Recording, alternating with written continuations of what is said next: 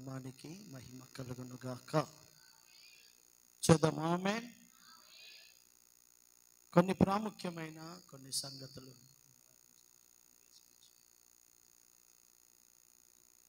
కొన్ని నిమిషాలు దేవుని యొక్క సముఖంలో జాగ్రత్తగా దేవుని మాటలను ఆలకించాల్సిందిగా కోరుతున్నాను.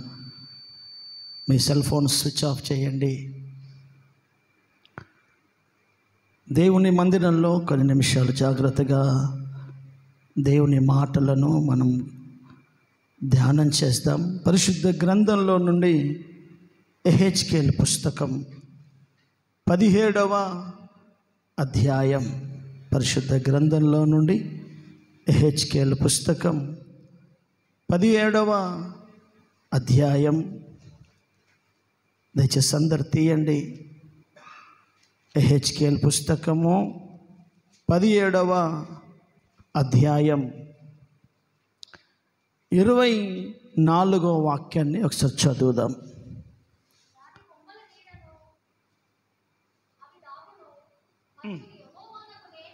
ఈ మాట, మరియు యెహోవానగు నేనే ఘనమైన చెట్టును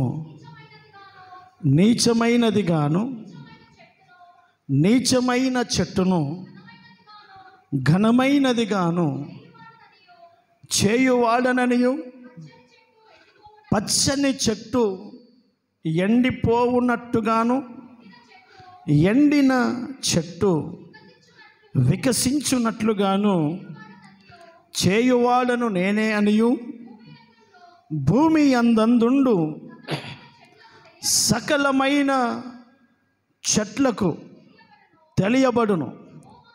యెహోవానగు నేనే ఈ మాట సెలవిచ్చి తిని, నేనే ఆ మాటను నెరవేరుస్తాను. హల్లెలూయా. చదంగటిగా హల్లెలూయా. రాయబడిన ఒక ఆశీర్వాదకరమైన దేవుని మాటను దేవుడు అక్కడ ఒక ప్రకృతి సంబంధమైన చెట్లను గురించి సంబోధించడం లేదు, కానీ దేవుణ్ణి విశ్వసించి ఆయనను ఎరిగి ఆయన సన్నిధిలో విశ్వాస జీవితాన్ని కొనసాగిస్తున్న దేవుని ప్రజలను ఉద్దేశించి మాట్లాడిన మాట. చెట్టు అంటే ఒక మానవునికి సూచన. ఇప్పుడు ఆ మాటను మనం దాంట్లో కలిపి చదువుదాం. నాతో కలిసి అందరు చదవండి. యెహోవానగు నేనే ఘనమైన మానవుణ్ణి నీచమైన వ్యక్తిగాను నీచమైన మనుష్యుణ్ణి ఘనమైన వ్యక్తిగాను చేసేవాడను, ఆశీర్వాదకరంగా ఉన్న వ్యక్తిని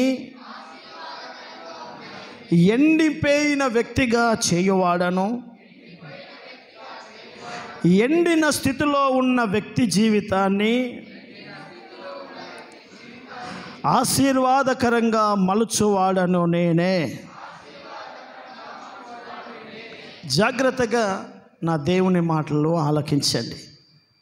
ఇక్కడ 2 రకాల పరిస్థితులు కలిగిన ప్రజలను మనం చూస్తాం. ఒకటి, ఘనమైన స్థితిలో ఒక మనుష్యుడు జీవితం ఉంది. మరికొంతమంది మనుషుల జీవితం నీచమైన స్థితిలో, అంటే అర్థం ఏంటంటే హీన స్థితిలో, బలహీనమైన స్థితిలో. వారి ఆర్థికం బలహీనం, వారి కుటుంబ వ్యవస్థ బలహీనం, వారి సామర్థ్యం అంతంత మాత్రమే. సమాజంలో విలువ పెద్దగా ఏమీ లేదు. సమాజంలో గౌరవింపతగినంత స్థాయిలో ఈ మనిషి ఏమీ లేడు. ఒక మనుషుడి కుటుంబం సమాజంలో గౌరవం, హోదా, ఒక మంచి ఆర్థిక స్థితి, ఒక శ్రేష్టమైన ఘనమైన స్థితిలో ఉన్నాడు. 2 రకాల స్థితులను ఈరోజు దేవుని వాక్యం ద్వారా నేను మీ ముందు పెడుతున్నాను. జాగ్రత్తగా వినండి. ఏదో ఒక స్థితిలో మనం ఉంటాం. ఇప్పుడు దేవుని వాక్యం అంటుంది, ఎండిన వ్యక్తిని నేను ఘనమైనగా వ్యక్తిగా చేసేవాడను నేనే. ఈ వ్యక్తి యొక్క స్థితి ఎండిపోయింది, సారము లేదు, దీవెన లేదు, ఆశీర్వాదం కొదువైపోయింది. ఏదో జీవన విధానం అలా బ్రతుకుతున్నామా అంటే బ్రతుకుతున్నాం అంతే. ఎండిన చెట్టులో పచ్చదనమే ఎక్కడుంటుంది? పచ్చదనమే కొదువైపోయిన ఆ చెట్టులో ఇక ఫలాలు పుష్పాలు ఇంకెక్కడ ఉంటాయి? అందం లేదు, సౌందర్యం లేదు, పెద్దగా చూడడానికి ఆకర్షణీయమైన పరిస్థితి ఒక ఎండిన చెట్టులో ఏముండదు. ఆ కుటుంబ స్థితి, ఆ వ్యక్తి స్థితి అలాగే ఉంది. కానీ దేవుడు అంటాడు, ఎండిన స్థితిలో ఉన్న వ్యక్తులను నేను పచ్చగా మల్చే దేవుడు నేనే. ఒకవేళ పచ్చగా ఉన్న వ్యక్తులను కూడా ఎండిపోయేటట్టు చేసే వాళ్ళను కూడా నేనే. నేను ఏ స్థితినైనా మార్చుటకు నేను సమర్థుడను. హల్లెలూయా. చవాంగతిగా హల్లెలూయా. చదమ హుషారి హల్లెలూయా. పరిస్థితులను మనం ఆరాధిస్తున్న దేవుడు మార్చగలిగే సమర్థుడు. మనం ఆరాధిస్తున్న దేవుడు ఎలాంటి వాడంటే, మన స్థితి, మనం ఏ స్థితిలో బతుకుతున్నామో, మన జీవన విధానం, మన పిల్లలు, మన భవిష్యత్తు ఏ స్థితిలో ఉన్నామో మనకు బాగా తెలుసు. దేవుని మనం ఆరాధిస్తున్న దేవుడి యొక్క సామర్థ్యం, ఈరోజు దేవుని ఆత్మ మనతో మాట్లాడే ఒక విలువైన మాట. అబ్రహాముకు దేవుడు దర్శనమిచ్చి అంటాడు, అబ్రహామా, నేను సర్వశక్తి కలిగిన దేవుడను, నేను ఎలాంటి వాడను అని అంటే నేను ఏమైనా చేయగలిగేవాడను. ఒక మోషేతో దేవుడు అంటాడు, నేను ఉన్నవాడను, నేను ఎప్పుడు నీతో ఉండేవాడను. దేవుడు తన ప్రజలకి తన జీవన విధానాన్ని, తన సామర్థ్యాన్ని ఒక్కొక్కరికి ఒక్కొక్క రకంగా బయలుపరుచుకున్నాడు. తను ఏంటో తనను ఆరాధిస్తున్న ప్రజలకు చెప్పుకుంటూ వచ్చాడు. కొత్త నిబంధన సంఘమైన మనతో నా ప్రభు అంటాడు, సంఘమ, నీ స్థితి ఏదైనా ఉండనివ్వండి, నేను స్థితిగతులను మార్చే దేవుడను నేను. హల్లెలూయా. అలాగూ మార్చిన దాఖలాలు ఉన్నాయి. ఆయన మాట మాత్రమే మాట్లాడే, మాటలు చెప్పే దేవుడు కాదు ఆయన. మనుషులు ఉంటారు అలాగా, మాటలు కోటలు దాటుతాయి. మాటలకు ఏముంది, ఏమైనా చెప్పొచ్చు. జీవితం దగ్గరకు వచ్చేసరికి ఆ మానవుడితో కాదు. కానీ దేవుడు అంటాడు, నేను మాట మాట్లాడి అబద్ధం ఆడుటకు నేను మనుషుని కాదు. నేను ఏ మాట అయితే చెప్పానో ఆ మాటను రుడిగా 100కి 100 చేసి ముగించే దేవుడు అని నేను. హల్లెలూయా. నేను మాట్లాడుతున్న మాటలు నెరవేర్చడానికి నన్ను అడ్డగించేది ఏది లేదు. అబ్రహామా, నువ్వు అనుకుంటున్నావేమో 100 ఏళ్ల వయసున్న వాడికి పిల్లలు కారని. అది మానవుడికి అసాధ్యం, జ్ఞానులకు అసాధ్యం. లోకంలో ఎవ్వడు ఆ పని చేయలేడు. నేను చేయగలను, నేను ఏమైనా చేస్తాను. 100 ఏళ్ళ నీకు కొడుకును కనే శక్తినిస్తాను. 90 ఏళ్ళ నీ భార్య ఒక కొడుకును, కుమారుణ్ణి మోయగలిగే సామర్థ్యం ఇస్తాను. దేవుని సామర్థ్యం వేరు. అందుకే ఈరోజు నా దేవుడు అంటున్నాడు, సంగమ, నేను మీ స్థితిగతులను మార్చే దేవుడను నేను. హల్లెలూయా. నీ స్థితిని బట్టి నువ్వు కృంగిపోకు.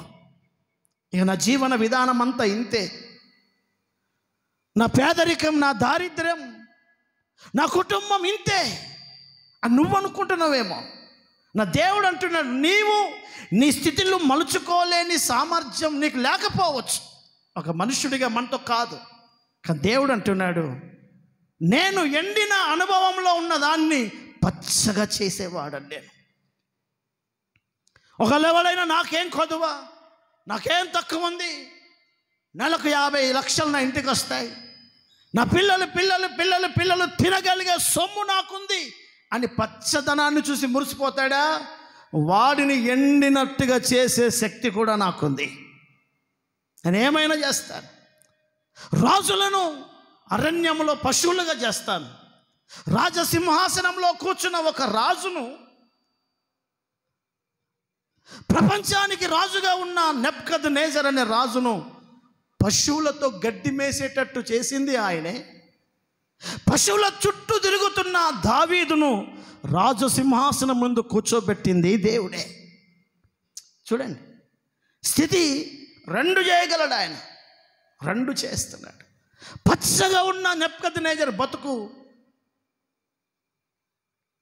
ఒక పక్షిగా, ఒక పశువుగా బబులోను సామ్రాజ్యంలో, అరణ్యంలో, అడవిలో అతని తల వెంట్రుకలన్నీ మనసుకు తడిసి ఎండకండి ఒక గద్ద రెక్కల్లాగా మారిపోయాయి. 7 సంవత్సరాలు 3 పూటలు గడ్డే తింటున్నాడు. పశువు అయిపోయాడు ఆయన. దావీదుకి సమాజం గురించి అవగాహన లేదు. కారణం, దావీదును తల్లి నుజావేతు ఆ పసితనము నుంచే దావీదును అడవిలో గొర్రెల చుట్టూ మేపడానికి పంపించేసి, అతడికి గొర్రెలు, అడవిలో, అరణ్యం తప్ప సమాజంలో గౌరవం, రాజులు, రాజ్యరికాలు, పెద్దరికాలు ఇవి తెలియవు అతనికి, తెలియవు. కానీ గొర్రెల చుట్టూ తిరుగుతున్న దావీదును సింహాసనంలో కూర్చోబెట్టేశాడు. ఒక బానిసగా చేతులు కట్టుకొని తలదించుకోవడమే తప్ప అతనికి మరొక బతుకు లేదు. ఎవడైనా దయతల చేత ముద్ద పెడితే తింటే చాలు. ఒంటి మీద వస్త్రము కూడా ఉండకుండా నడుముకు టవల్ కట్టుకొని బతికే బానిస యోసేపు. ఆ బానిసే రేయ్ అని పిలిచిన ఆ నోర్లందరితో రాజా అని తల వంచేటట్టు పచ్చగా చేసింది కూడా దేవుడే. పరిశుద్ధుల జీవితాలన్నీ చూడండి. గేటు దగ్గర వాచ్మెన్గా ఉన్న మొర్దెకై సింహాసనం మీద ప్రధానిగా కూర్చోబెట్టాడు. ఒక బానిసగా అమ్ముడుపై ముందు రాజులు, చక్రవర్తులు గుర్రాల మీద నడుస్తుంటే ఒకడికి తాళ్ళు కట్టుకొని బానిసలుగా నడుచుకుంటూ వెళ్ళిన 3000 గుంపులో దానియేలు కూడా ఒకడు. బానిసగా వెళ్ళిన వాడు అదే దేశానికి రాజుగా, 3వ అధిపతిగా మారాడు. అలా మార్చింది దేవుడే. మనం ఆరాధిస్తున్న దేవుడు స్థితిగతులను మార్చుటకు సమర్థుడు. హల్లెలూయా, చదవగటి హల్లెలూయా. ఎప్పుడు మారుతాయి, ఎలా మారుతాయి, ఎలా ఉంటే మారుతాయో నేను నీకు పరిశుద్ధ గ్రంథంలో కొన్ని విషయాలు చూపిస్తాను. మన స్థితులు ఎవడు మనుషుడు మార్చడు. నేను మళ్ళీ చెప్తున్నాను వినండి, నీ స్థితి ఉన్నతంగా ఉంటే చూసి ఆనందించగలిగే మనుషుడు భూమి మీద ఎవడు లేడో, ఎవడుండడు. నువ్వు ఆనందంగా ఉంటే తరించి సంతోషించగలిగే ఒకే ఒక దేవుణ్ణి మనకున్నాడు. ఆయనే మన ప్రభు అయిన యేసుక్రీస్తు ప్రభుల వారు. హల్లెలూయా. నువ్వు ఆనందంగా ఉంటే తరిస్తాడు. నువ్వు సింహాసనంలో కూర్చుంటే ఆనందిస్తాడు. ఈ ఆనందం ఆయన తప్ప నీకు దగ్గర సమీపస్తులు కూడా ఎవడు అది సహించలేడు. అందుకనే దేవుని వాక్యం అంటుంది, సంగమ ఎండిన చెట్టును నేను పచ్చగా మలుస్తాను, పచ్చనిది ఎండినట్టుగా మలుస్తాను. మీకు చూస్తున్నారా లేదా లోకంలో? నేను అనేక కుటుంబాలను ఎరిగిన సేవకుడను. ఒకప్పుడు పచ్చదనముతో, ఐశ్వర్యముతో కార్లలో తిరిగిన వారు, పని మనుషులను పెట్టుకొని ఇంట్లో ఒక హుందాతనంతో హోదాగా బతికిన అనేక కుటుంబాలు ఈరోజు వారే ఒకటి దగ్గర పని మనిషిగా మారిన దినాలు ఉన్నాయి. పచ్చని బతుకులు చేసిన వారు ఎండినట్టుగా మారారు. ఎండినట్టుగా ఉన్నవారు పచ్చదనముగా మలిచే దేవుడు. అందుకనే దేవుని వాక్యం ఈ అనుభవాన్ని మనకేం నేర్పిస్తుంది అని అంటే, మన స్థితి పచ్చగా ఉందా, మన స్థితి ఎండినట్టుగా ఉందా, నీ కుటుంబం, నీ భార్య, నీ పిల్లలు, నీ వ్యవస్థ అంతా ఎండినట్టుగా ఉందా? చాలా కుటుంబాల్లో అన్నం గంజు గిక్కోల్సి వస్తుంది. ఏది అవునా కదా? గీకాలి, గీకితే ఇంత వస్తుంది అన్నం లాస్ట్కి. అది కూడా వస్తే బాగుండు అనే స్థితిలో ఎన్నో ఉన్నాయి. అవన్నీ అనుభవించే వచ్చాం, అవన్నీ రుచి చూసే వచ్చాం. ఒక దైవజనుడిగా నేను మీకు ఒక మంచి మాట చెప్తున్నాను, వినండి. మీ స్థితిలో మారాలి. నీ ఎండిన స్థితి, అప్పు, ఆర్థికం, దారిద్ర్యం, పేదరికం, వాల్యూస్ లేని లైఫ్, ఇక భవిష్యత్తులో మేమేమైనా మారుతామా? మా కుటుంబ వ్యవస్థ ఒక పచ్చదనంతో నిండుతుందా? ఆర్థిక సమృద్ధితో మేము బ్రతకగలమా? ఒక ఉన్నతమైన ప్రయాణాలు మేము చేయగలమా? లోకంలో ఉన్నటువంటి శ్రీమంతుల వలె మేము బ్రతకగలమా అని ఆలోచన నీకు ఉండడం తప్పేం కాదు. అయితే వాక్యం అంటుంది, ఆ స్థితి, ఆ పరిస్థితులకు నిన్ను తేగలిగిన దేవుడు నీకున్నాడు. ఆయన తేగలడు, ఆయన అలాగూ మార్చగలడు. అయితే అవి మనం పొందుకోవడానికంటే ముందు పరిశుద్ధ గ్రంథం మనకు నేర్పిస్తున్న పాఠం చదవండి దయచేసి. ప్రకటన పుస్తకం 2వ అధ్యాయం, ప్రకటన గ్రంథం 2వ అధ్యాయం 4వ వాక్యం చదువుతురండి. అయినను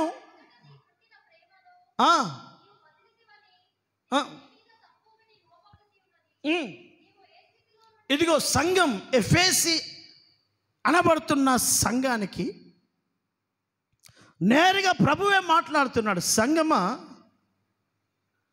నేను నిన్ను ఒక అద్భుతమైన దీవెనతో నింపాలని ఆశపడుతున్నాను.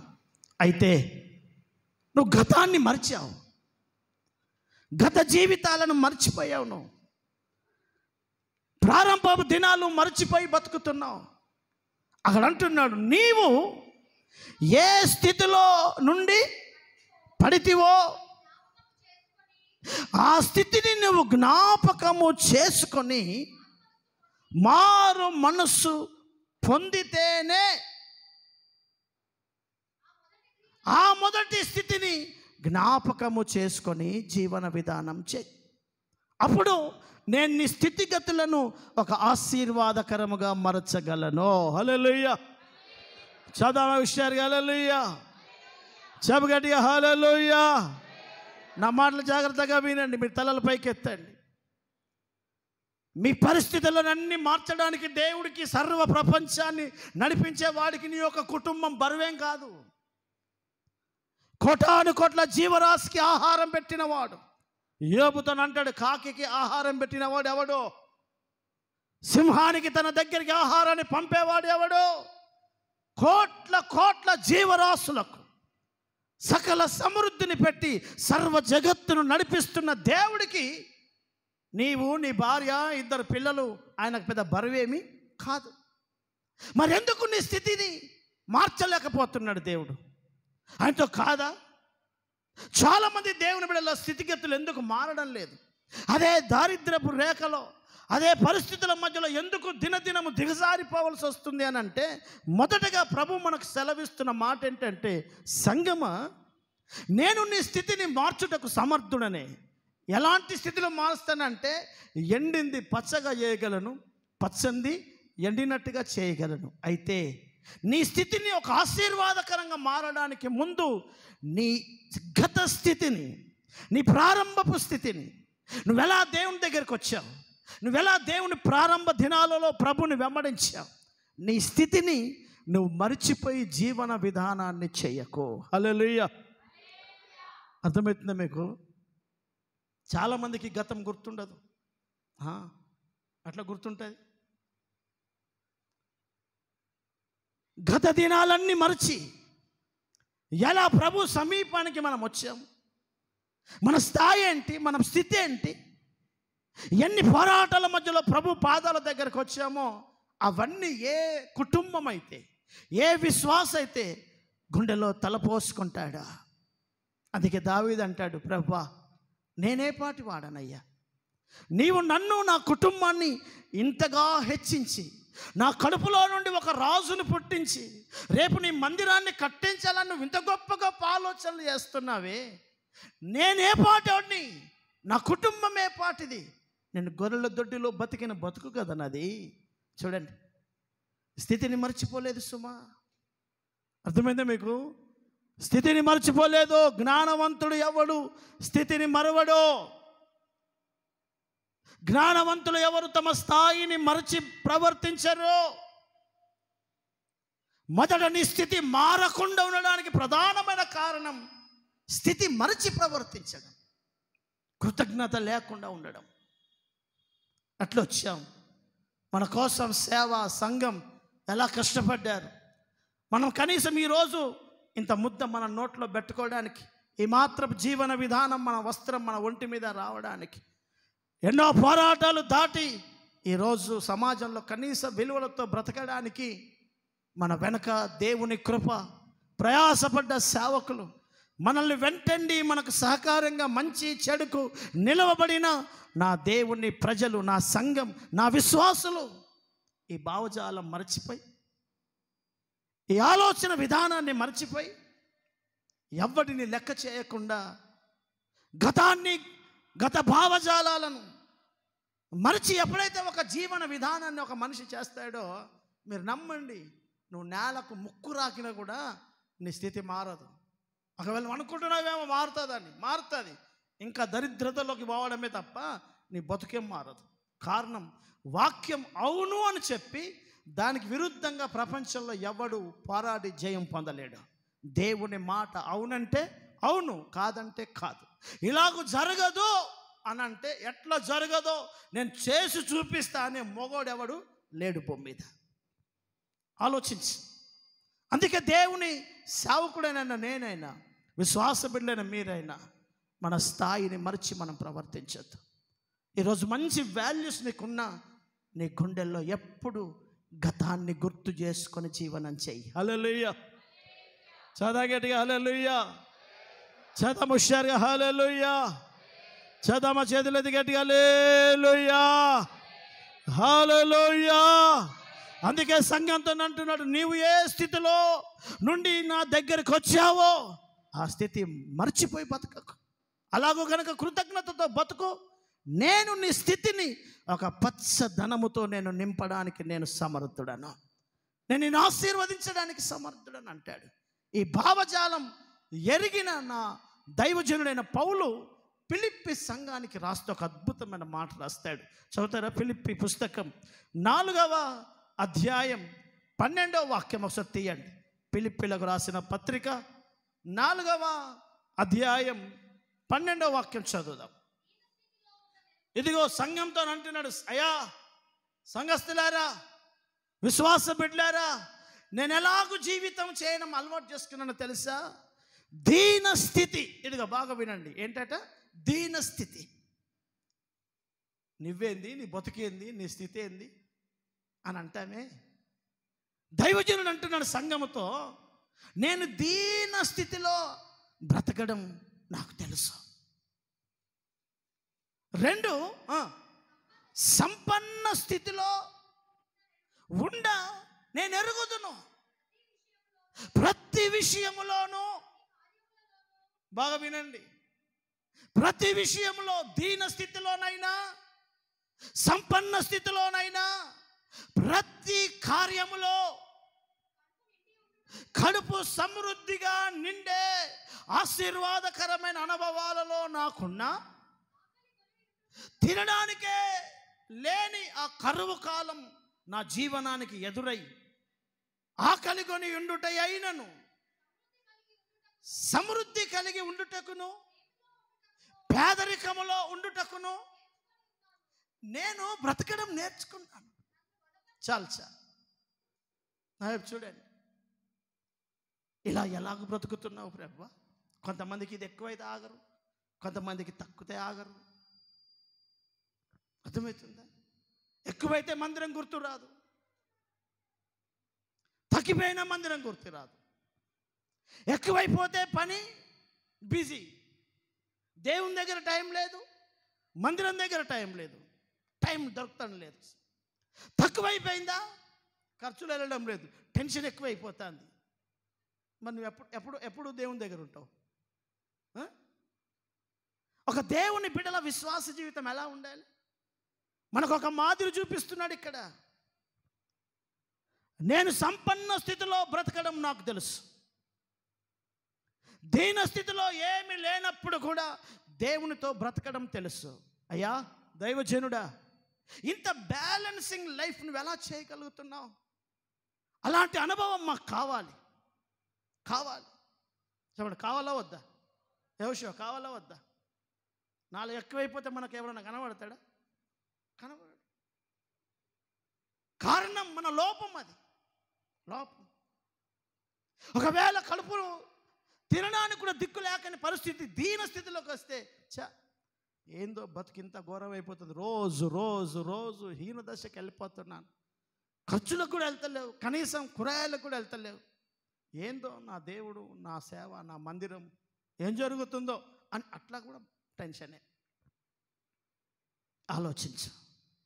ఇప్పుడు దైవజనుడు అంటున్నాడు, ఇలాగున ప్రతి స్థితిలో నువ్వు ఎలాగూ బ్రతుకుతున్నావయ్యా అని అంటే, కింద అంటాడు, నన్ను బలపరిచే దేవుని యందు నేను అన్ని విధాలుగా బ్రతకడం నేర్చుకున్నాను. హల్లెలూయా. చదవమా హుషారుగా? హల్లెలూయా. చదవం గట్టిగా హల్లెలూయా.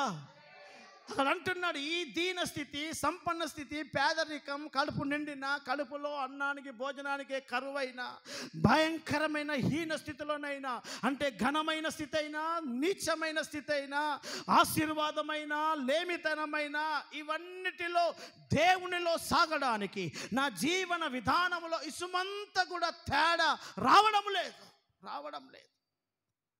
నన్ను చూసి ఎవడు ఈయన ఎలా ఉన్నాడో అని, ఈయన జీవన విధానం అసలు ఎలా మెయింటైన్ చేస్తున్నాడో ఎవ్వడికి అర్థం కాకుండా నేను బతుకుతున్నాను. కారణం, నాకు సంపన్నం స్థితి ఉన్నా నేను ఎవరికి అర్థం కాను, నాకు పేదరికం ఉన్నా నేను ఎవరికి అర్థం కాను. కారణం, నేను అన్నిటిలో బ్యాలెన్సింగ్గా మెయింటైన్ చేయడం, బ్రతకడం నేర్చుకున్నాను. హల్లెలూయా.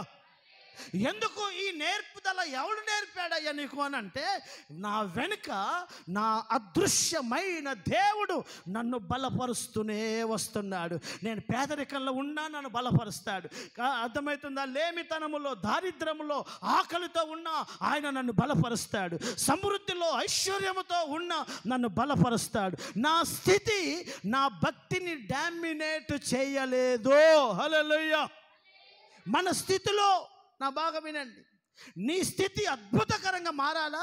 నీ స్థితి నీ భక్తిని డామినేట్ చేయనీయకు. బాగా వినాలి. నీ పరిస్థితులు మారాలా? మాకు దైవజనులు చెప్పేవారు, నీ స్థితి ఏందో నీకు తప్ప, దేవునికి తప్ప ఎవ్వడికి తెలియద్దు అని అనేవాడు. అర్థమవుతుంది మీకు? నీ స్థితి ఏంది అంటే అర్థం ఏంటి? నీ ఇంట్లో ఏముంది, ఏమీ లేదు, నీ ఫైనాన్షియల్ ఏంటి, నీ ఆర్థికం ఏంటి, ఇంట్లో ఏముందో ఏమి లేదో. కొంతమంది అట్టిగానే బయటపడతారు. అద్దం చూసుకునే అవసరం కూడా, అద్దం పెట్టే అవసరం లేదు, అట్టిని దొరికిపోతారు. ఓహో ఏమీ లేదు అందుకే మొహం ఇడుచుకపోయింది, ఏమీ లేదు అందుకనే నెత్తికి నూనె కూడా సరిగ్గా పెట్టుకోలేదు, ఏమీ లేదు అందుకనే బట్ట ఇస్త్రీ కూడా చేసుకోలేదు, దొరికిపోతారు. ఇంకా కొంతమంది ఎక్కువైపోయాయంటే దొరికిపోతారు. మాట వేరు, పద్ధతి వేరు, పరిస్థితులు వేరు. ఎవడు కళ్ళకు కనబడడు, లెక్కే చెయ్యరు. ఓహో కాస్త ఎక్కువనే జీతం పెరిగి ఉంటుంది, కొంచెం డబ్బు బాగానే వస్తున్నట్టున్నది, అట్లా దొరికిపోతారు. అంటే అర్థం ఏంటంటే, పరిశుద్ధులు మన జీవన విధానాన్ని మనకేం నేర్పిస్తున్నారు? గతాన్ని చూడండి ఒకసారి, బాగా వినండి. అబ్రహాము ఒంటరిగా ఉన్న అలాగే ఉంటాడు, 318 మంది పన్నోళ్ళు వచ్చినా అలాగే ఉంటాడు. దానియేలు బానిసగా అలాగే ఉంటాడు, కామన్. 3వ అధికారిగా దేశాన్ని పరిపాలన చేసిన ఆయన లైఫ్ స్టైల్లో తేడా ఏమీ లేదు, తేడా రానివ్వలేదు. జీవన విధానం మీద, ఇంకా చెప్పాలంటే మన ఆత్మీయత మీద, మన భక్తి మీద ప్రపంచంలో జరుగుతున్న పరిస్థితులు ప్రభావం చూపించకూడదు. హల్లెలూయా. చదవండి హల్లెలూయా, హల్లెలూయా. అందుకనే నా ప్రభువు నేరుగా చెప్తాడు, నీవు ఉపవాసం ఉండునప్పుడు ప్రజలకు కనబడినట్టుగా ముఖాన్ని వికారం చేసుకోకు, రహస్యమందు చూచు నీ తండ్రి. అంటే అర్థమేంటి? అందరికీ నీ స్థితి చూపియకు, నీ స్థితి చూసేవాడు చూస్తే చాలు. అది పేదరికమా, ఐశ్వర్యమా, కన్నీళ్ళ, కడుపు కోత, ఏదైనా కానీ ఆయన చూసేటట్టు బతుకు చాలా. నీ స్థితులను నా దేవుడు మార్చాలంటే, ఒకటి, నీ గత స్థితిని మరవకు. 2, ప్రస్తుత పరిస్థితులు, నీ కుటుంబ వ్యవస్థ, దీనస్థిత, సంపన్న స్థిత, ఏది నీ మీద, నీ భక్తి మీద, నీ ప్రార్థన మీద, నీ సహవాసం మీద, దేవునితో నీకున్న ఆ కమిట్మెంట్ మీద తేడా రానివ్వకుండా జీవనం చేయి. ఒక పౌలు అంటున్నాడు, నా కడుపు నిండినా నేను ఇలాగే ఉంటాను, నా కడుపు నిండకపోయినా నేను ఇలాగే ఉంటాను, పేదరికమైన ఇలాగే ఉంటాను, ఐశ్వర్యమైన ఇలాగే ఉంటాను. అంటే స్థితి, పరిస్థితులు నా స్థితిని ఏమీ మార్చలేవో. హల్లెలూయా, చవాలి గట్టిగా హల్లెలూయా. పరిస్థితులు మార్చుకోక, నీ స్థితులు అద్భుతకరంగా మారాలంటే కాలాలు మారినట్టుగా నువ్వు మారకు. అందుకే వాక్యం అంటది, ఆత్మ సంబంధుల యొక్క జీవితం ప్రకృతి సంబంధులకు వెరితనంగా ఉంటాయి. ప్రకృతి సంబంధి అంటే అర్థం ఏంటి? సీజన్స్ ఎలా మారుతాయో వీడు కూడా ఎప్పుడు ఒక రకంగా ఉండడు. సీజన్స్, ఎండాకాలం పోయి వర్షాకాలం వచ్చినట్టుగా, వానకాలం పోయి చలికాలం వచ్చినట్టుగా, వీడు డబ్బు ఉంటే ఒకలాగా, పరిస్థితులు మంచిగా ఉంటే ఒకలాగా, డబ్బు లేకపోతే ఒకలాగా, పేదరికం ఉంటే ఒకలాగా, పరిస్థితులను బట్టి వీడు మోడల్ మారుతూ ఉంటుంది. వాళ్ళని ప్రభు వాక్యం ఏముంటుందని అంటే, వాళ్ళు ప్రకృతి సంబంధులు. హల్లెలూయా, హల్లెలూయా. కార్లు, మేడలు, మిద్దెలు, విమానాలు మన స్థితిని మారుస్తగలిగితే అవి రాకపోవడమే మంచిది, అవి రాకపోవడమే మంచిది. కొంతమందికి అవి వస్తే, ప్రాముఖ్యంగా సిస్టర్స్ చాలా తొందరగా మారిపోతారు. ఎందుకు? ఆ రోగం కొంచెం ఎక్కువైన బాధే, తక్కువైన బాధే. తక్కువైనా పొద్దున లేచి గంజు పెట్టేది ఏమి ఉండదు, మొహమంతా ఆడిపోతుంది. ఎక్కువైతే నలుగురిని పిలిచి చూపించుకోవాలన్న తపన ఎక్కువైపోతుంది. ఈ విషయంలో కొంచెం మెయింటెనెన్స్ అంటే ఒక సహోదరుడు ఉన్నట్టుగా ఒక సిస్టర్ ఉండలేదు. బాగా వినండి. హల్లెలూయా, చాలా గట్టిగా హల్లెలూయా. ఒక మాట మీకు పరిశుద్ధ గ్రంథంలో చూపిస్తాను. హోషేయ పుస్తకం 4వ అధ్యాయం 7వ వాక్యం. హోషేయ పుస్తకం 4వ అధ్యాయం 7వ వాక్యం. ఇదిగో బాగా వినండి. తమకు కలిమి అంటే ఐశ్వర్యం, సంపద, తమకు కలిమి పెరిగిన కొలది, కలిగిన కొలది వారు నా ఎడల అధిక పాపము చేసిరి కనుక వారి యొక్క గౌరవాన్ని, ఎందుకయ్యా గౌరవాన్ని నీచ స్థితికి తీసేస్తావు నువ్వు? వరవలేవా? కళ్ళమంటాను నీకేమైనా? ఒక విశ్వాసి, ఒక సేవకుడు మంచిగా ఉంటే నీకేమైనా ఇబ్బందా అని ప్రభు అంటే, నాకేం ఇబ్బందులు ఉండదు నాయన, నేనే అవన్నీ ఇచ్చాను. నువ్వు నాకు కుళ్ళుతనం నాకెందుకు ఉంటుంది? నువ్వు పచ్చగా ఆశీర్వాదకరంగా ఒక సుసంపన్నమైన వ్యక్తిగా మందిరంలో, సేవలో, సంఘంలో నీ ఒక కారు, నీ భార్య, నీ పిల్లలు 4 కార్లు వేసుకొని తిరిగినా దేవుడు ఆనందపడతాడు తప్ప ఎప్పుడు కుళ్ళుకోడు. చెప్పండి, కుళ్ళుకుంటాడా? ఆనందపడతాడా? చెప్పండి అమ్మ, కుళ్ళుకుంటాడా? ఆయన ఆనందపడతాడు. ఆయనకు ఎందుకు తన బిడ్డలను దీవించబడాలన్నది ఆయన ఆశ. అది మానవుడికి ఉంటుంది. ఆ స్వభావం ఒక తోటి మనుషుడికి ఉంటుందేమో, కానీ దేవుని స్వభావం అది కాదు. అందుకనే దేవుడు రాజులను, చక్రవర్తులను తన బిడ్డలను చేశాడు, ఐశ్వర్యవంతులను చేశాడు. వాళ్ళు అలాగున ఉంటే ఆయన చూసి ఆనందించాడు. ఆ దేవుడే మనం ఆరాధిస్తున్నాం.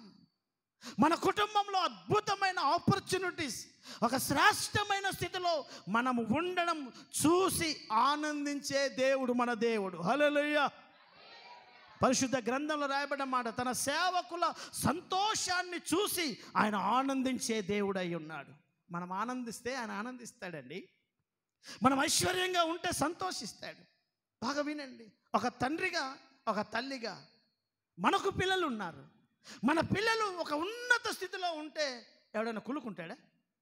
బ్రదర్, కుళ్ళుకుంటారా మీరేమన్నా? మీ పిల్లలు బాగుంటే ఇంకా బాగుండాలి నా బిడ్డ అంటాం కదా.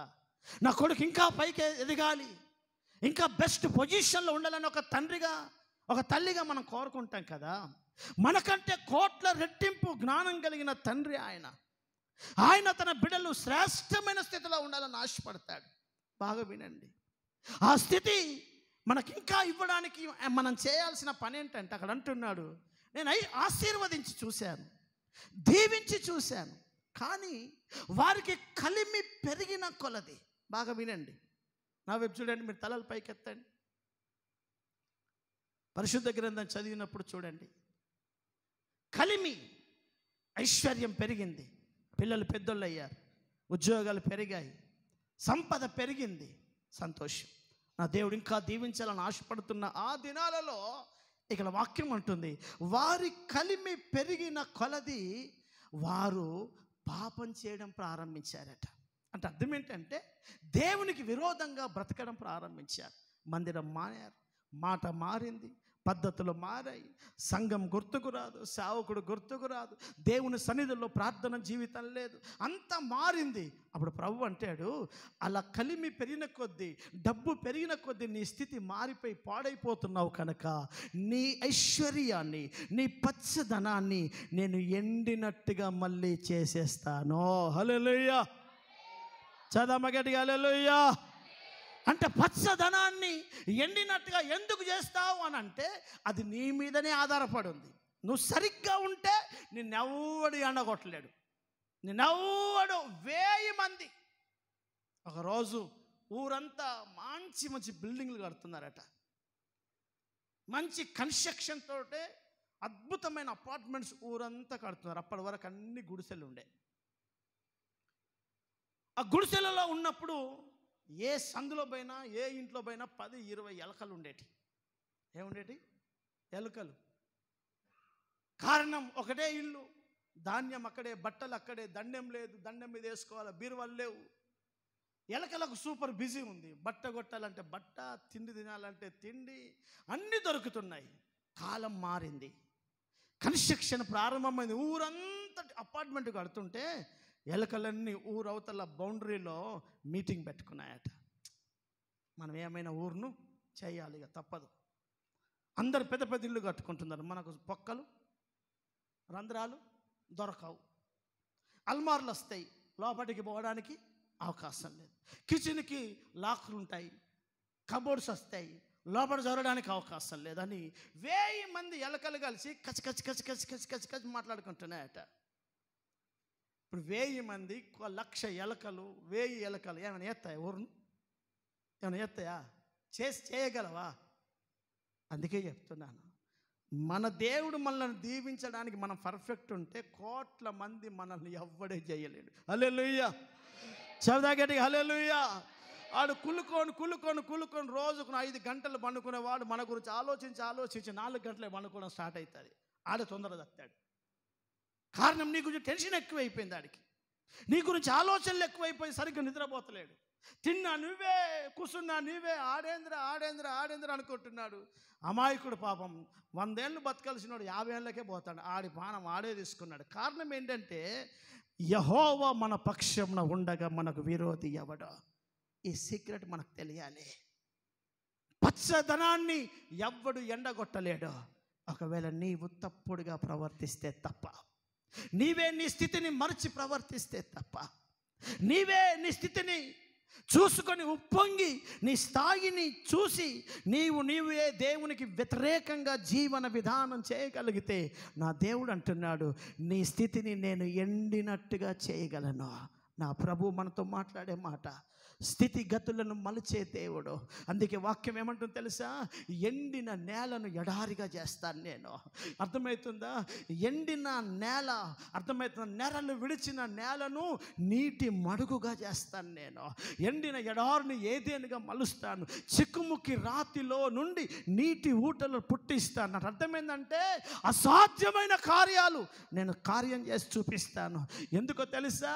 నేను ఏ స్థితులనైనా మార్చగలిగే సామర్థ్యం కలిగిన దేవుడను నేను. హల్లెలూయా! చపాలి గట్టి హల్లెలూయా, హల్లెలూయా. అయితే దేవుని వాక్యం మనకు నేర్పిస్తుంది, మనం ఎన్ని స్థితులు ఆశీర్వాదకరంగా మనం ఎదిగిన గత స్థితి మర్చిపోకుండా జీవనము చేయి. 2, నీ స్థితి అద్భుతకరంగా మారాలి.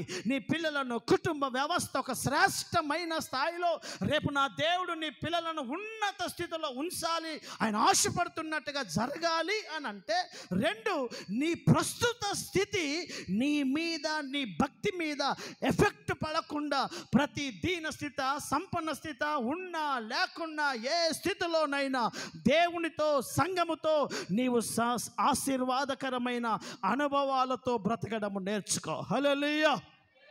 అందుకే అక్కడ అంటున్నాడు దేవుని బిడ్డలారా, 2 అనుభవాలు మీకు చెప్పాను పరిస్థితులు మారాలి అని అంటే. 1, గతాన్ని మరువకు నీ గుండెల్లో. అర్థమవుతుందండి? 2, ప్రస్తుత పరిస్థితులు నీ మీద ప్రభావం చూపకుండా ఎన్ని కోట్ల రూపాయలు ఉన్నా. అర్థమవుతుందా?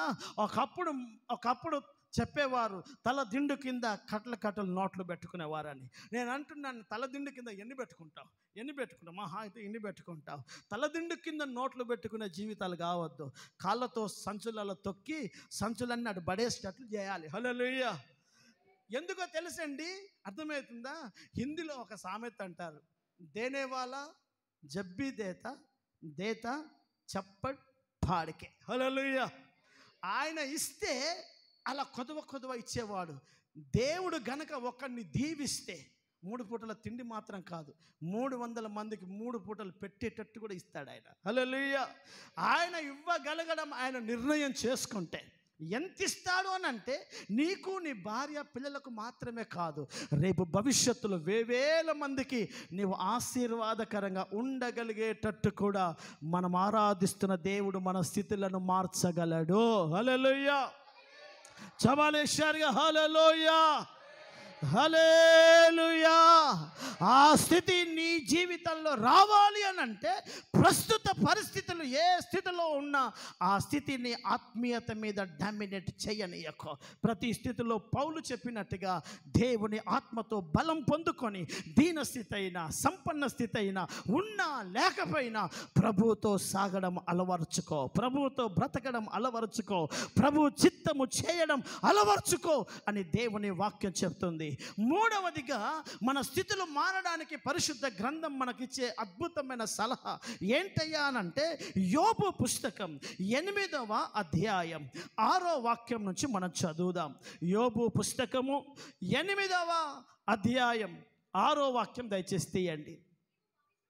నీవు పవిత్రుడవై, నీవు పవిత్రంగాను యథార్థవంతంగాను యథార్థవంతుడవైన ఎడల నిశ్చయముగా నా దేవుడు నీ యందు శ్రద్ధ నిలిపి నీ నీతికి తగినట్టుగా నీ నివాస స్థలమును ఆయన అభివృద్ధి చేయును. అప్పుడు ఇదిగో ఇలాగూ కనుక నువ్వు చేయగలిగితే నీ స్థితి ప్రస్తుతం, బాగా వినండి, ప్రస్తుతం నీ స్థితి ఏదో జీతం రాగానే ఇంత తెచ్చుకొని తినే బతుకు, ఏదో నాకు నా కుటుంబానికి సరిపోతుంది అన్నట్టుగా, లేకపోతే అంతకంటే బలహీనమైన స్థితిలో ఏమైనా ఉండొచ్చు. దేవుని వాక్యం అంటుంది, నీ స్థితి కొద్దిగా ఉన్నను తుదకు నీ స్థితి మహా అభివృద్ధికరమైన స్థితిగా మారుతుంది. హల్లెలూయా, హల్లెలూయా. ఎప్పుడయ్యా నీ స్థితి మహా అభివృద్ధికరమైన స్థితిగా మారుతుంది అని అంటే, నా వైపు చూడండి. 1, గతంలో నీ స్థితి మరచిపోయి బ్రతకకు. 2, ప్రస్తుతం జీవిస్తున్న నీ జీవితం ఏ స్థితిలో ఉన్నా, కలిమా లేమా ఉన్నా లేకపోయినా, ఆ స్థితులను బట్టి నీ ఆత్మీయతను ప్రభావం చూపనీయకు. ఏ స్థితిలోనైనా దేవుణ్ణి వెంబడించేటచ్చు బ్రతుకో. కలిమి రాగానే దేవునికి దూరమైతే నీ పచ్చని స్థితి ఎండిపోయే ప్రమాదం ఉంది గనక అలాగూ చేయకుండా ఏ స్థితిలోనైనా దేవుణ్ణి వెంబడించడం నేర్చుకో. 3, ఈ ఆత్మీయ యాత్రలో ఒకడు అంటున్నాడు, నీవు పవిత్రతను కాపాడుకుంటే, నీ యథార్థతను నువ్వు కాపాడుకుంటే, నీ నిజాయితీని నువ్వు కాపాడుకుంటే, అలాగున గనక నీవు చేస్తూ ఇంత కష్టం, ఇంత పోరాటంలో ఎన్ని ఉన్నా ఏమి లేకపోయినా, నా మాటలు బాగా వినండి దయచేసి, పేదరికంలో కూడా నీ పవిత్రతను రాజీపడకు, పేదరికంలో కూడా యథార్థతను రాజీపడకు, పేదరికంలో కూడా నీ నిజాయితీని రాజీపడకు. కష్టముందా? అయినా నీవు నెల మొత్తం సంపాదించిన 1000 రూపాయల్లో కూడా దేవునికి ఇవ్వడం నేర్చుకో. యథార్థతను, నిజాయితీని తప్పకు. సమృద్ధి ఉందా? అందులో కూడా నీ యథార్థతను, నీ పవిత్రతను, నీ నిజాయితీని, ఈ 3 నీ జీవన యాత్రలో తప్పకుండా మెయింటైన్ చేస్తూ బ్రతుకు. అప్పుడు అంటున్నాడు, అలాగ కనుక నువ్వు చేయగలిగితే, అర్థమవుతుందండి? అర్థమవుతుందా? కుటుంబ స్థితిగతులు బాగా టెన్షన్ పడగానే పరిశుద్ధతను పాడు చేసుకునే వ్యక్తిగా, కుటుంబ పరిస్థితులు ఒక హై రేంజ్లో వెళ్ళేసరికి పరిశుద్ధతను పాడు చేసుకునే వ్యక్తిగా, యథార్థతను విడిచిపెట్టే వ్యక్తిగా, నిజాయితీని తప్పి బ్రతికే వ్యక్తిగా ఉండకుండా ప్రతి స్థితిలో నువ్వు అలాగూ చేయడం ప్రారంభిస్తే, అక్కడ అంటున్నాడు, అప్పుడు నీ స్థితి కొంచెమే ఉన్నా ఆ స్థితి నెమ్మదిగా నీ స్థితిగతులను నేను మారుస్తూ, నీ స్థితి తుదకు ఎలా మారుతుందంటే మహా అభివృద్ధికరమైన స్థితిలోనికి నీవు వెళ్తావో. హల్లెలూయా! చదవండి గట్టిగా, హల్లెలూయా! నా సంఘ బిడ్డలారా, ఎందుకో తెలుసా? నీ అపవిత్రతను బట్టి, ఒక వ్యక్తి యొక్క అపవిత్రత, ఒక వ్యక్తి నీతి లేని జీవితాన్ని బట్టి సంఘానికి, సేవకు, నీ కుటుంబానికి మచ్చొస్తుంది. అందుకే దేవుని వాక్యంలో మనకు చూపిస్తాడు. యెషయా గ్రంథం 22వ అధ్యాయం 19వ వాక్యం నుంచి వస్తే చదువుదాం. యెషయా గ్రంథం 22:19 వాక్యం. నీ స్థితి నుండి యెహోవానగు నేనే, ఇదిగో నేను నీ స్థితి నుండి నేను నిన్ను తొలగిస్తాను. ఎందుకు?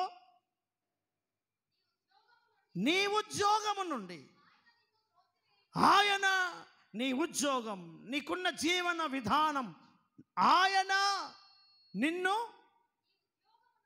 ఉద్యోగము నుండి నిన్ను త్రోసివేసి, ఆ దినమున నేను నా సేవకుడును, ఇంకొంచెం పైనుంచి 17 నుంచి,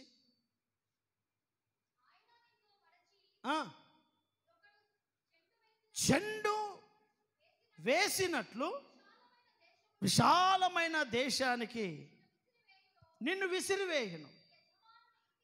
ఇదిగో ఈ మాట, నీ యజమాని ఇంటి వారికి అవమానము తెచ్చే బ్రతుకు చేసే ప్రతి వాడితో దేవుడు అంటున్నాడు, నేను నీ స్థితిని మార్చి నీ ఎండిన స్థితిలోకి నేను నిన్ను తీసుకెళ్తాను. నీ జీవన స్థితిని మార్చేస్తాను. నీకు ఆధారమైన వాటిని నేనే తొలగించేస్తాను. నేను ఎక్కడో విసిరివేసిన చెండు విసిరినట్లుగా నేను ఎక్కడ కనబడకుండా నేను విసిరేస్తాను. ఎందుకో తెలుసా? అక్కడ అంటున్నాడు దేవుని బిడ్డలారా, నీ యజమానుని ఇంటి వారికి అవమానము తెచ్చినవాడా, అక్కడనే నీవు మృతి పొందేదవు. నీ ఘనమైన రథములు అక్కడే పడి ఉండును. నీ స్థితి నుండి యెహోవానగు నేను నిన్ను తొలగిస్తాను. హల్లెలూయా! చవాలి గట్టి హల్లెలూయా! ఎందుకయ్యా అతని స్థితిని నువ్వు తొలగిస్తున్నావు? కంఫర్ట్గా బాగున్నాడు కదా అంటే అవమానాన్ని తెస్తున్నాడు. అతని జీవితాన్ని బట్టి కుటుంబానికి అవమానం, దేవుని నామానికి అవమానం, దేవుని సంఘానికి అవమానం, నిన్ను బట్టి నన్ను బట్టి ఎక్కడ దేవుని నామానికి చెడ్డ పేరు తేవడానికి ఒక వ్యక్తిగా కారకులమైతామో వాక్యం అంటుంది, నీ ఘనమైన స్థితిని నేను నీచమైన స్థితిగా మార్చేస్తాను. అర్థమవుతుందా మీకు? హల్లెలూయా. ఒకరోజు నేను ఇదే క్వార్టర్లో ఆరాధన జరుగుతున్నప్పుడు ఒక అమ్మ తన కోడలను తీసుకొని నా దగ్గరికి వచ్చింది. అయ్యా ప్రార్థన చేయండి, నేను పలానా మందిరానికి వెళ్తాను, 30 ఏళ్ళైంది నేను మందిరానికి వెళ్ళబట్టి, నా కోడలికి పెళ్ళయింది, 8 ఏళ్ళైంది, పిల్లలు లేరయ్యా, ప్రార్థన చేయండి అయ్యా అని అన్నది. ప్రార్థన చేశాం, పంపించేశాం. ఆ తర్వాత వారి గురించి నాకు నెమ్మదిగా తెలుసుకున్నాను. ఏంటంటే వారు వెళ్తున్న మందిరంలో ఆమెకు పెరాలసిస్ వచ్చి కాళ్ళు చేతులు పడిపోయాయి. బాగా వినండి, పెరాలసిస్ వచ్చి కాళ్ళు చేయి పడిపోయింది. ఆమెకు ఒక కూతురు ఉంది, ఆ కూతురు కూడా డిజేబుల్, దేక్కుంటుంటుంది. 25 ఏళ్ళు ఉన్నాయి, పెళ్ళి కాలేదు. ఇంకా ఎవడు చేసుకుంటాడు? ఇక లేవలేదు, కూర్చోలేదు, అక్కడే 1, 2 పోవాలి. అర్థమవుతుందండి? దేక్కుంటుంటుంది. అలా భర్త పొద్దున్న లేచి సాయంత్రం దాకా ఒక 20 అంబార్లు తింటాడు. అయ్యగారు ప్రైజ్ లాడ్ అంటాడు, మింగుకుంటేనే ప్రైజ్ లాడ్ అంటాడు. ఆమె కాలు చేయి వంకరైపోయింది. తెలుసుకున్నాను, 30 ఏళ్ళ నుంచి మందిరానికి వెళ్తున్న వీళ్ళ జీవితం ఇలా ఎందుకైంది అని బాధ అనిపించి తెలుసుకుంటే, వారు ఏ సంఘానికి వెళ్తారో ఒకరోజు ఆ సేవకుడితో కలిసి, మీ విశ్వాసులు ఒకరోజు నాకు కలిశారు, ఇటువంటి సంగతి అని అడుగుతా అన్నప్పుడు, అయ్యా వాళ్ళ గురించి మీకేం తెలుసయ్యా, సేవను సగం పాడు చేశారు వాళ్ళు. మా మందిరంలో పెద్ద ఆవిడే కదా, వివాహమైంది కదా అని మేము వాళ్ళని నమ్మితే, యవనస్తురాళ్లకు ఈమె పోస్ట్ మ్యాన్, ఎవరు సెంట్రల్ గవర్నమెంట్ ఉద్యోగం, ఇక్కడ లెటర్ అటు ఇస్తుంది, అక్కడ లెటర్ ఇక్కడ ఇస్తుంది. అలా వాళ్ళు కలుసుకునే స్థలం ఏది అని అంటే మందిరాన్ని ఇప్పుడు ఆమె ఎలా మార్చిందో చూడండి. మందిరం ఒక లుంబిని పార్క్ ఆమె దృష్టిలో. ఇంకా ఆరాధన అయిపోగానే ఆ ఆంటీ వాళ్ళ ఇంటికి వెళ్ళొస్తామని చెప్పి అమ్మాయిలు అటు వెళ్తే, అక్కడ ఆల్రెడీ అబ్బాయిలను అక్కడ ఉంచి వాళ్ళను మాట్లాడుకోవడానికి, కూర్చోవడానికి కంఫర్ట్ ఇచ్చి, ఛాయ్ టిఫిన్లు ఇచ్చి, వాళ్ళు దరిద్రపు సొమ్ము 100-200 ఇస్తే దాని బతుకు సాగించుకునే దాని బతుకు ఈరోజు ఎలా ఉంది అని అంటే, మన ఊరే కాళ్ళంకరపై మూతంకరపై జీవన విధానం నడుస్తుంది. ప్రజల పిల్లలను పాడు చేసింది కదా. తన బిడ్డ 30 ఏళ్ళైంది, వివాహం లేదు, దేక్కుంటా ఉంటుంది. పొద్దున దొడ్డికి పోతే రాత్రి దాకా అడిగేవాడు ఎవరు లేడు. అది పరిస్థితి. ఎవడన్నా పెండ ఎత్తేవాడు దొరుకుతున్నాడు కానీ ఆమెకు కడిగేటోడు ఎవడు దొరుకుతలేడు. అడుగుతాడు. ఎందుకు ఆ దరిద్రం? దేవుని సేవకు అవమానం తెచ్చేవాడు. హల్లెలూయా. అక్కడ అంటున్నాడు, నీ యజమాని ఇంటికి అవమానము తెచ్చినవాడా. బాగా వినండి, నేను నీ ఘనమైన స్థితిని నీచమైన స్థితిగా నేనే మారుస్తాను. నీ ఉద్యోగం చూసి మురిసిపోతున్నావు కదా, నేనే నీ ఉద్యోగంను నీ యొద్ద నుంచి తీసేస్తాను. హల్లెలూయా. ఎందుకు నేను ఈ మాటలు గుర్తు చేస్తున్నానంటే, మన ప్రతి స్థితిగతులను కట్టేవాడు పైన ఉన్నాడు. హల్లెలూయా. మన ఆశీర్వాదానికి, మన ప్రతి ఔన్నత్యానికి, ప్రతి దీవెనకు మన స్థితిగతులను మలిచి దీవించగలిగే దేవుడు మనం ఆరాధిస్తున్నాం. దేవుడై ఉన్నాడు కనుక మన స్థితిలో ఒక దీవెనకరంగా మారాలి అని అంటే, అవమానము తెచ్చే వ్యక్తిగా బతకకు. నీ స్థితి మర్చిపోయి బతకకు. 3, ఏ స్థితి నీ విశ్వాస జీవితం మీద దాడి చేయనీయకు. 4, నా దేవుని బిడ్డలారా, అక్కడ అంటున్నాడు దేవుని సన్నిధిలో వాక్యం అంటుంది, ప్రతి పరిస్థితుల్లో పవిత్రంగా, యథార్థంగా, నిజాయితీగా దేవునితో జీవించడం నేర్చుకో. అప్పుడు నీ స్థితి మహా అభివృద్ధికరమైన స్థితిగా నేను నిన్ను మార్చగలను. హల్లెలూయా. జబాలుషర్ హల్లెలూయా. హల్లెలూయా. నా స్థితి ఏంటో నా దేవుడు బాగా ఎరిగినవాడు. మీ పరిస్థితులు ఏంటో నా దేవుడు బాగా ఎరిగినవాడు. నువ్వు అన్నం ప్లేట్లో పెట్టుకొని ఎంత దుఃఖంతో నోట్లోకి ముద్ద పెట్టుకుంటున్నావో, నీ స్థితి ఏంటో, నీ వస్త్రం ఏంటో, కుటుంబం స్థితి ఏంటో, రాత్రి పడుకొని దివారాత్రము నా పిల్లల భవిష్యత్ ఏంటి, నా కుటుంబం ఏంటి, నా ఆర్థిక జీవన విధానం ఏంటి, రేపు ఎలా ఎలా ఎలా ఎన్నో ఆలోచనలు చేస్తున్నా నా దేవుని బిడ్డలారా. దేవుని వాక్యం నీతో మాట్లాడుతుంది. ఏ విషయంలో టెన్షన్ పెట్టుకునే అవసరం లేదు, ఏ స్థితిని బట్టి బాధపడే అవసరం లేదు.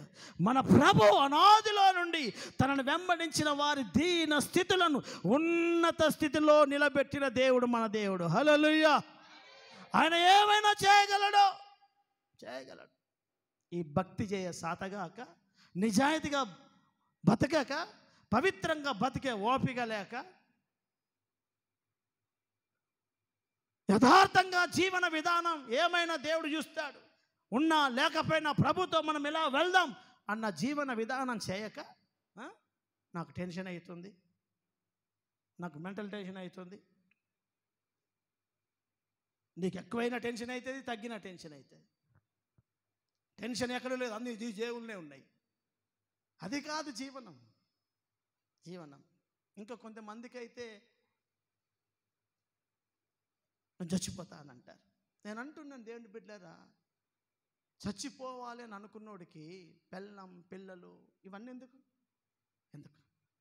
ఏదో రోజు చచ్చిపోడు పక్కే, కానీ చచ్చిపోకముందు మన ద్వారా భూమి మీద ఏం పని జరగాలో అది జరిగించి చేసి పోవాలి. నువ్వు అద్దన్నా కూడా ఒకరోజు పోతావు, నేను రాను అన్నా కూడా ఒకరోజు తీసుకుంటాడు. నన్ను తీసుకో ప్రభా అని అనద్దు. దేవుని వాక్యం ఇంతకుముందు మీకు చెప్పాను నేను. ఏలియా అంటే నన్ను తీసుకో. దైవజనులు యేసన్న గారు చెప్తారు, ఏలియా యెజెబెలు చంపుతానంటేనేమో పారిపోయి వచ్చావు, బతుకురా అని ప్రభు అంటే నన్ను చంపేయి అంటావు. సావాలనుకున్నప్పుడు ఆన్నే చచ్చిపోతే అయిపోతుండే కదా. ఎవరి దగ్గర? యెజెబెలు దగ్గర. అయ్యగారు చెప్తుండే, నేను కనుక ఏలియా కాలంలో ఉండుంటే నేను అడిగేటోని, అయ్యా చచ్చిపోతా అన్నప్పుడు ఆమె ఎట్లా నిన్ను చంపుతానే అన్నది. ఎందుకు పారిపోతున్నాను అంటే బతకాలని ఆశ ఉంది. చలో బతకాలని ఆశ ఉండడం తప్పేమి కాదు. ఇక్కడ మన దేవుని దగ్గర ప్రభు నన్ను తీసేసుకో, ఇక నాకు చాలు అని ఇక్కడ ఎందుకు మాట్లాడుతున్నావు? అప్పుడు ప్రభు అంటాడు, ఏం మాట్లాడుతున్నావు ఏలియా? ఇంత పెద్ద విస్తారమైన పని నీ ముందుంది, చచ్చిపోతా అంటావేంటి? వెళ్ళు పని చేయి అంటే అర్థం ఏంటి? పని, బాధ్యతలు, మన ద్వారా జరగాల్సిన కార్యాలు ఎన్నో ఉన్నాయి అన్న దైవికమైన జ్ఞానం కోల్పోయి ఒక తండ్రిగా, ఒక తల్లిగా నీకేముండాలి? నేను కని పెంచుతున్న నా పిల్లలు ఉన్నారు కదా, వాళ్ళ భవిష్యత్తులను నేను స్థిరపరచాలి కదా, వాళ్ళను ఒక ఇంటి వారిగా చేయాలి కదా. నా వంతుగా ఒక తండ్రిగా, తల్లిగా వాళ్ళ కొరకు ఏదో ఒక ఆలోచన చేసి జీవన విధానంలో నా పిల్లలను ఒక శ్రేష్టమైన స్థితిలో నిలవబెట్టాలి. అది నా బాధ్యత. నయోమి అంటది రూతుతో, మా రూతు నీ గురించి నేను ఏమైనా ఆలోచన చేయాలా వద్దా? తల్లిదండ్రిగా మన పిల్లల కోసం మనం చేయాలా వద్దా? ఏం చేయ సాతగాక చచ్చిపోతా అంటావేంటి? ఏం చేయ సాతగాక నేను చచ్చిపోతా అంటావేంటి? ఈ ముఖ్యేదో 20 ఏళ్ల క్రితం అనుకుంటే నీకు పెళ్ళి చేసుకోకపోతే అయిపోతుండే కదా. ఇది కాదు జీవనం. నా మీద ఆధారపడ్డ నా పిల్లలు ఉన్నారు, వాళ్ళ కొరకు నేను ఏమైనా చేయాలి. దేవా నాకు ఒక మార్గాన్ని చూపించు, నా పిల్లలకు నేను స్థిరపరచాలి, వాళ్ళ జీవన విధానాన్ని నేను కట్టాలి, వారిని ఒక ప్రయోజకులుగా నేను చెయ్యాలి అన్న ఒక తండ్రిగా, తల్లిగా మీకుండాలి. ఒక దైవజనుడిగా, ఒక సంఘముగా, ప్రభా మా ఊరు, మా ప్రాంతం, మా పట్టణం మేము బతుకున్నప్పుడు ఒక ఉజ్జీవం చూడాలయ్యా, మా ప్రాంతాల్లో ఒక క్షేమాన్ని మేము చూడాలయ్యా, మేము పని చేయాలి అని అనాలి తప్ప ఇక చాలు అని అనద్దు. అది మన జీవన విధానం కాదు. నా దేవుని వాక్యం అంటుంది, మన స్థితిగతులనన్నిటినీ సర్వశక్తి కలిగిన దేవుడు చూస్తూ ఉన్నాడు ఆయన. హల్లెలూయా. నీ ఎండిన స్థితిని నువ్వు నమ్మకంగా, యథార్థంగా కనుక బ్రతకగలిగితే, నీతిగా బతకగలిగితే, నీ ఎండిన స్థితిని పచ్చగా నా దేవుడు ఖచ్చితంగా మారుస్తాడండి. ఒకసారి చూడండి ప్రకృతి ధర్మాన్ని. అప్పటి వరకు ఎండిపోయినట్టు ఉంటాయి కదా, ఒక్క చినుకు పడింది చూడండి, ఇప్పుడు 2 రోజులు వర్షం పడింది కదా, ఒక్కసారి దానికి స్వరూపం, పచ్చదనం, అద్భుతమైన సౌందర్యం ఒక మామూలు చెట్టుకి ఇస్తున్నాడు దేవుడు. ఇవన్నీ మనకు నేర్పిస్తున్నాయి. బైబిల్ అంటుంది, దేవుని బిడ్డలారా, ఆకాశం మనతో, అంతరిక్షం మనతో మాట్లాడుతుంది. ఏమని మాట్లాడుతుంది? చూడరా నాయన, ఎప్పుడు ఎండినట్టే ఉండంరా, ఎందుకు టెన్షన్ పెట్టుకుంటున్నావు? కాలం మారుతుంది. హల్లెలూయా చెప్పండి. కాలం మారుతుంది. ఎండాకాలం వచ్చి చూసావు నువ్వు, నేను ఎండిపోయి ఆడిపోయి మొహం అంతా ఇడుచుకుపోయినట్టు కనపడ్డాను. నీవు నన్ను చూసి ఏది పనికి రాదో పొయ్యిలో పెట్టేద్దామని అనుకున్నావు కదా. కాలం మారుతుంది. వర్షము చెనుకు పడుతుంది, ఎండిన స్థితి అంతా పచ్చగా మారుతుంది. ఒకరోజు నువ్వే వచ్చి నా పచ్చదనము నీడలో నువ్వు ఆశ్రయం పొందుతావు. హల్లెలూయా. ఎందుకు పనికిరావు అన్నావే, నేనే నీకు ఆశ్రయంగా మారుతాను. దేవుడు కాలాలను మారుస్తున్నాడు. దేవుడు కేవలం ప్రపంచానికి, ఒక ప్రకృతికి మాత్రమే కాదు, మనతో మాట్లాడుతున్నాడు. నీ స్థితిగతులను నేను మారుస్తాను, ఎప్పుడు ఇలాగే ఉండవు. అందుకే విశ్వాసం. ప్రతి స్థితిని చూస్తాడు దేవుడు. మీకు ఒక 2 మాటలు చెప్పి నేను ముగిస్తాను. ఒకరోజు నా ప్రభు తన శిష్యులతో కలిసి గలిలయ సముద్రపు తీరాన ప్రయాణమే వెళ్తున్నాడు.